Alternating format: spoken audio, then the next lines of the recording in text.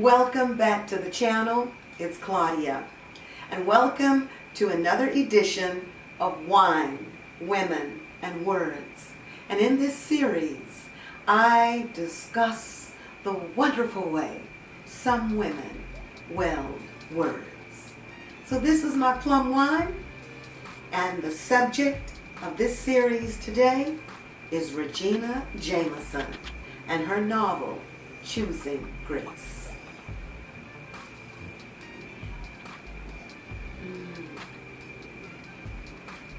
Plum wine, my favorite.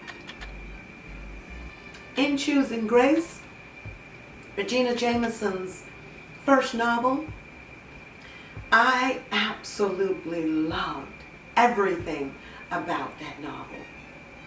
I am a reader who will follow you for life if you should hook me with your writing. And that Regina Jamison did just that. I love her work. And in her first novel, you have the protagonist, Sky Valentine. I love her name, Sky Valentine. She is a 25-year-old hailing from North Carolina, making it from the south to the north. She heads to the Bronx. And I love the setup of the novel. It is the hero's journey. The hero's journey is a common narrative archetype or story template that involves a hero who goes on an adventure, learns a lesson, wins a victory with that newfound knowledge, and then returns home transformed. So the hero's journey can be boiled down essentially to 3 components or stages, and they can be changed and tweaked just a little bit. But in this particular novel, Choosing Grace, these 3 major components of the hero's journey are evident. The departure is the first. It's that our heroine here leaving her familiar world behind. And our heroine, Sky Valentine, leaves her familiar world of that North Carolina upbringing, mother, domineering as she might be, the father, malleable and submissive and sickly, the brother, trying to get along, keep his wife, be happy in his familiar world. She leaves that world behind and goes to the Bronx. So that's the departure. And the initiation is when our heroine learns to navigate this unfamiliar world. Sky Valentine learns to function in New York alone as her own woman, and she learns many lessons in this unfamiliar world. So Sky Valentine is a young teacher coming into this unfamiliar world, standing on her own in the Bronx. She has a friend who is there, Ola. I love her name, Ola. No, Ola is there. She's from North Carolina as well, just like Sky Valentine. So they used to be friends in that setting, and how wonderful that was to find Ola in the Bronx and befriend her and go to parties and have her to help with the initiation into this unfamiliar world. So here this Sky Valentine is, like me at one point, a young teacher navigating an unfamiliar world. She is dynamic in the classroom, just like I was, just like our author here is Regina Jamison. And this Sky Valentine is a hero because she learns the lesson while she's in this unfamiliar world about who she is and who she wants to stand up and be and love in the world. She is a young lesbian who has not opened up to anyone about who she is, that part of herself.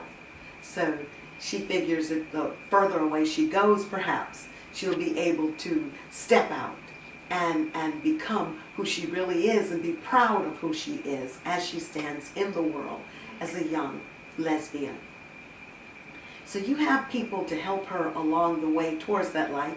You have parties for her to meet other people, other young women, and she can decide who she is going to associate with, who will be worthy of her time outside of the classroom. And Ola turns out to be that guide who will send for Sky Valentine to come to a party. And at that party, she will meet, even before the party, her love, her person, in the form of Grace, in the person of Grace Webster. Names are so important in novels. And just like I love the name Sky Valentine, I loved that Sky's love would be Grace. Like we all need Grace, because Grace is amazing. We can say she is amazing Grace. She is like a Sky Valentine, a beautiful in her own right. Maybe not the feminine type beauty that Sky Valentine is, but Grace is very attractive, curly haired, brown skinned, an interpreter by profession. She comes tall and lanky, the color of golden graham crackers. She comes to get Miss Valentine to take her to the party. And Sky is like, oh my goodness, who is this? But there is something snazzy about that Grace. She has a purple swirling feather in her ear, in one of her ears. And to me, that was the connotation of coming royalty. Here is royalty. Her outfit has purple in it. So it's like saying, okay, Sky, perk up and pay attention. Because as Sky goes through her hero's journey of learning who she is in this unfamiliar world and standing up, Grace, her love, is going to be in very much a very palpable sense her guide also, because Grace will one day tell her as the story goes on, stop hiding, come out, and if you say you're going to love, I'm here, let's make love. When they get to that stage in their love, because Sky is pulling back going, I don't know if this is what I really want, but she has to chip away at that last bit of fear to know that I'm here and this is what I really want. This is one of the reasons why I set out to learn to live my life out loud and boldly. I absolutely adore the framing of the story, because not only does Regina Jamison give us a well-paced story, a story with all sorts of narrative flares. I love the way she handles time in the story, moving us along succinctly, swiftly, yet slowly, adequately, proficiently, skillfully. I love her diction in the story. I love the way she puts her words together and creates her sentences. Her syntax is fabulous. I mean, I am a former teacher, like I said in the beginning, an English teacher. So I know when I read what is really noticeable, what touches you, what affects me, what makes me stop and read this sentence again. Regina Jamison has done it in Choosing Grace beautifully with the narrative flow and all of the aspects that go along with the narration. But she frames that story with a glimpse in the beginning of what's going to happen, because you have the voice of this young lady who is realizing that time is of the essence. She is watching the space shuttle go up in '86 and it explodes, and she realizes that tomorrow is not promised. So whatever you're going to do, you need to get busy doing it and stop making excuses and get on your journey. And that means me, and that refers to you as well. Yes, you right there. Hit your journey. Get on it and live it, and stop being afraid.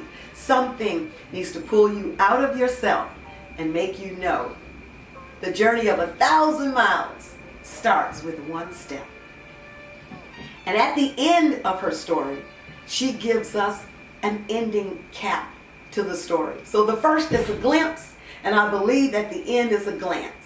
And I just love that. I love that the story is told in Sky Valentine's voice only.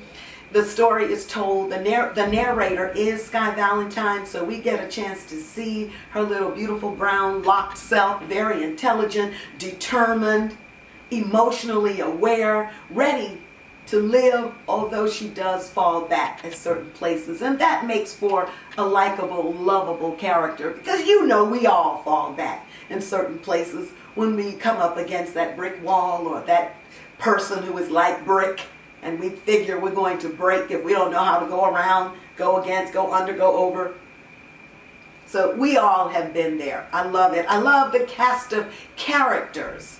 As far as Grace has a twin sister, and what's her name? Hope Webster. She's totally different from Grace. I mean, she's a busybody, not really positive at all, and she's a teacher as well. As a matter of fact, she teaches in Sky Valentine School.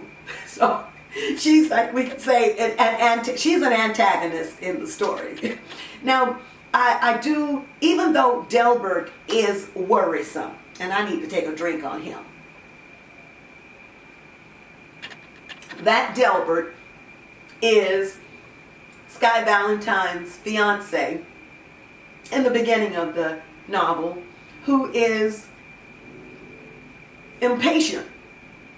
And he's taking his honeymoon sweetmeats before the ceremony. And I'm like, what?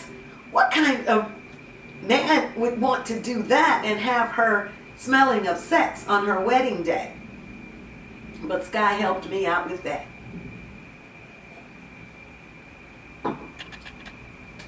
As soon as she got off that table and wiped herself off, and her good old big-boned girlfriend, Odetta, gave her some perfume that she said, "Oh, you use this perfume, I can smell it, uh-huh." I loved Odetta. That little Sky Valentine went outside, walked down that aisle, and when it came time for exchanging vows, my girl said, and started her journey.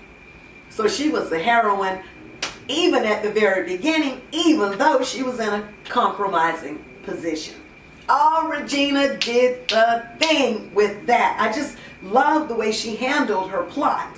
And I wonder if she's a pantster writer or if she's a plotter. If she sat down and plotted everything or just wrote from the seat of her pants or had a dream about it, as some writers say, like it is said that the writer of Twilight saw all of that in a dream with the vampires and the werewolves, and then she wrote it. I don't know what Regina's process was, but I loved it. I loved the things that happened to Sky Valentine, how she and Grace were like a river that flowed away from one another. And I know I might be popping from here to there, but I'm trying to keep it all cogent as possible. But Sky and Grace were like a river flowing together, and then they started flowing away from one another.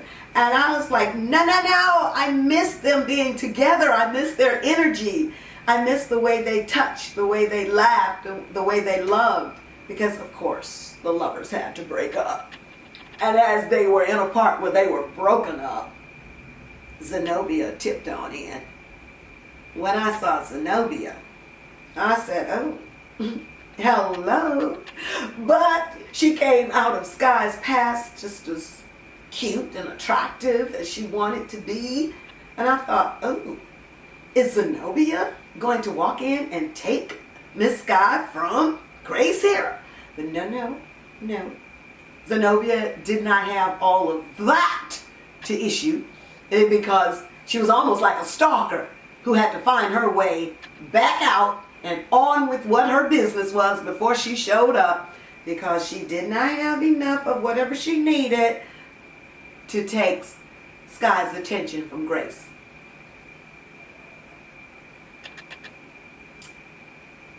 I loved that One of Sky's lessons was that she was finding so many faults with Grace. Oh, Grace doesn't know how to communicate. She said la la la la la. But she didn't know how to communicate either. She could get better herself with that. And she realized that. And she realized some other things about herself and how much she really missed Grace Webster. And I love that she decided to do something about it. I said I wasn't going to tell you the whole plot, but I will say that even though Delbert was quote-unquote ratchet, we don't even have to say quote-unquote, he was just ratchet. He was just latched onto this young woman, and he was an older guy trying to wield his authority and control. But Sky was an intelligent young woman. Like I said, emotionally intelligent, intellectually also sharp and keen, and she was like, oh no. But, Odetta and Delbert, you're going to have to see how that plays out. Because it might not have worked with these other dominoes, but it did work somewhere else. So the first part of the hero's journey is the departure. And then we have that world of initiation where Sky Valentine is learning to stand up in the world and take her knockabouts and separations and reconciliations and get back with her love. And the last part, of course, is the return, when the hero returns to the familiar world. Well, in that part of it, the returning to the familiar world, I believe, for me, would be Sky Valentine returning to the person she always knew she could be. That strong, independent woman who could stand up, be herself, claim all that she was, even to the point of knowing that her mother had just plain gone out of her mind with nonsense about, I cannot accept a daughter who is gay. And was adamantly, staunchly standing against Sky Valentine. But Sky had made the journey. She had experienced different things, and she said, okay, we'll let her be. What else can I do but just be me? And as her brother said, go on out there and do you. Go do you. Maybe not in those words, but he encouraged his sister to go and live her life. And let me tell you, he took his own advice. When that first wife had a bit of a stumble and they went their separate ways, before the novel ended, he had him someone else. And I do like that about men. They don't play. If a man has separated from his wife, or he's widowed, or they've fallen apart, men typically, I don't know all men, but a lot of them, including my father and so many others around me when he was living, and so many other men, they get another woman. They don't wait. It's like they're engineered in society to get someone else. But I am off the given trail right now. But still, you got to learn how to move with the flow of life. And that is what Sky Valentine was doing. She was moving in the flow and the stream of life. Bella Books, I will share that website with you. That is the website you can go on and find Choosing Grace. I love that to love and be loved, you choose, and you're chosen. I love that Sky Valentine and Grace chose one another time and time again. So I would love for you to choose. I would love for you to choose to visit Bella Books. No, I am not sponsored by Bella Books. I am just elated and titillated that they published Regina Jamison's work. Oh, it was so worthy to be published. I absolutely love it. And I'll show you that website, Bella Books. It's just a beautiful name, beautiful books, Bella Books. And Regina Jamison is a beautiful person, an author and mother and lover. And I am so glad that she is in this world and that I've crossed paths with her.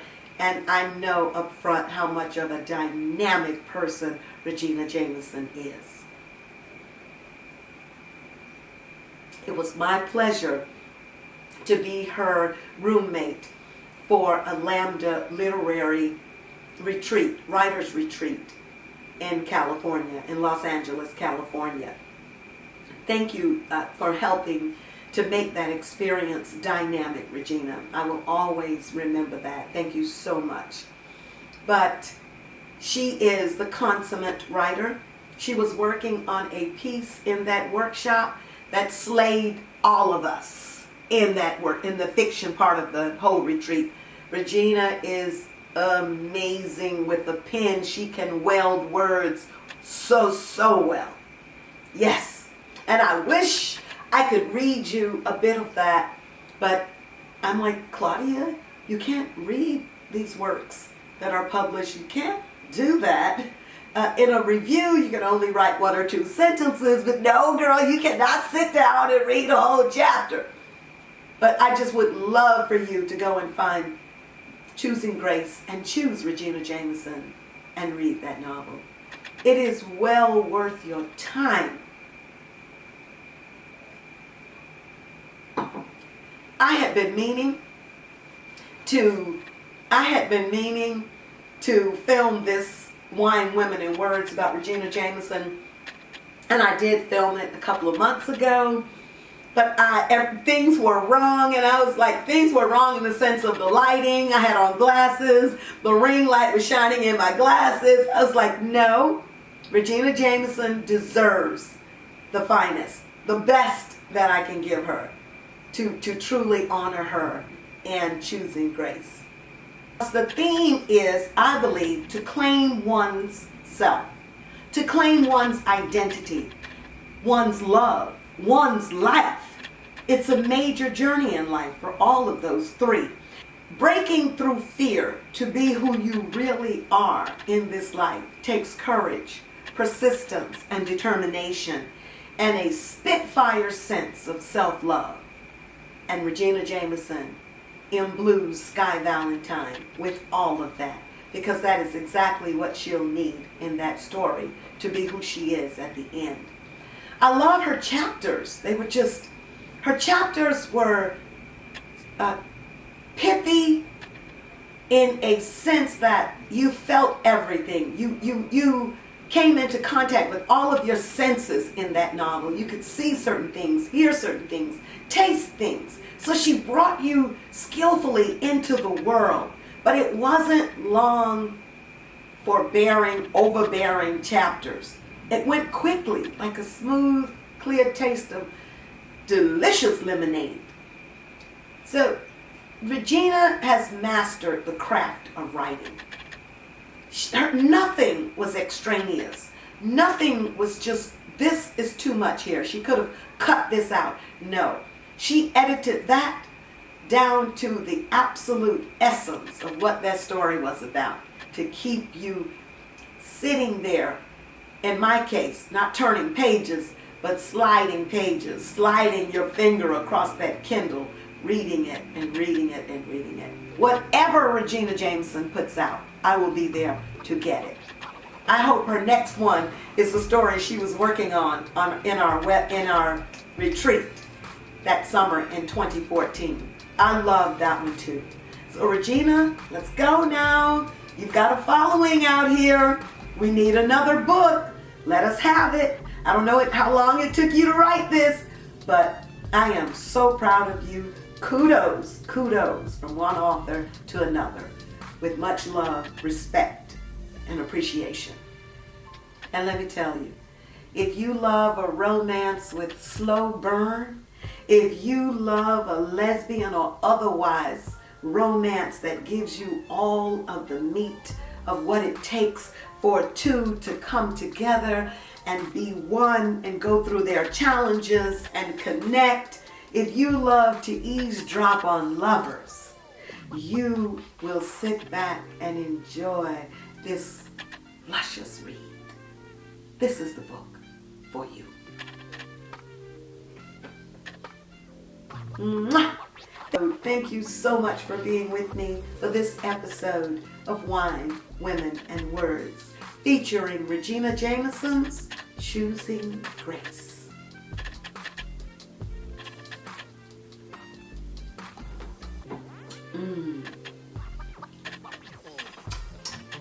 Wishing you well, always, in this uncertain time of ours, and sending you love. Thank you so much for watching. Bye-bye.